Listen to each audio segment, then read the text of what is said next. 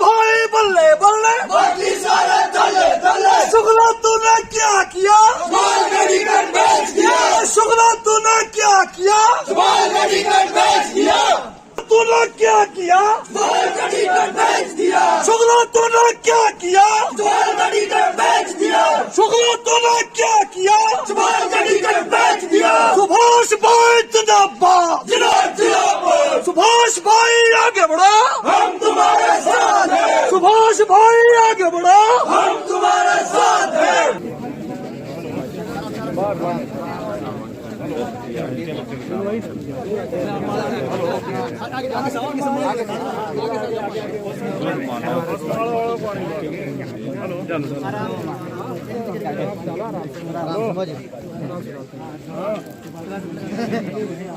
चलो जिन्होंने मारा डाल दिया साइड में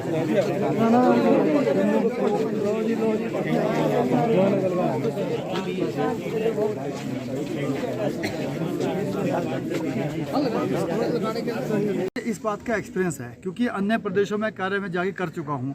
इससे पहले ही मैं 4 महीने उत्तराखंड में जाके कांग्रेस के लिए कार्य कर चुका हूँ। वहाँ भी यही हुआ, जहाँ पे मेरी ड्यूटी लगी थी 2 डिस्ट्रिक्ट मेरे पास थी, वहाँ ऑब्जर्वर था कांग्रेस पार्टी का वहाँ पे।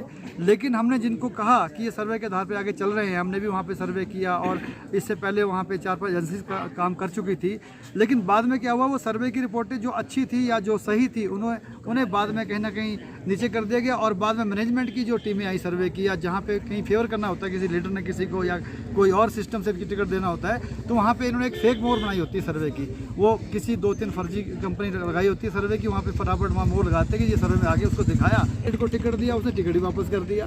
तो मुझे समझ नहीं आ रही ये पार्टी करने क्या चाह रही है, कौन लोग है ये। मेरे हिसाब से जो शुक्ला जी है, ये पहली बात तो नेता ही नहीं है, ये है मैनेजमेंट के आदमी, कॉर्पोरेट जगत के आदमी है। बिजनेसमैन अच्छे हो सकते हैं, लेकिन नेतागिरी करना या संगठन को चलाना या अपने लीडर के प्रति उत्तरदायिता से काम करना वो अलग बात है। मेरे हिसाब से वो निष्ठा से कार्य नहीं कर रहे, वो कांग्रेस पार्टी की हमारी हाईकमान को गुमराह कर रहे हैं। जहाँ पे हमारा राष्ट्रीय नेतृत्व इतना अच्छा कार्य कर रहा था, लेकिन ऐसे प्रभारी को लगाना जिसने कभी अपने फ्लाइंग दौरे हेलीकॉप्टर से करने और 5 स्टार में रहना है, और इसी हिसाब से मेरे हिसाब से कांग्रेस को वो कहने के नुकसान बहुत ज़्यादा कर चुके हैं, जो कि आने वाली सरकार थी।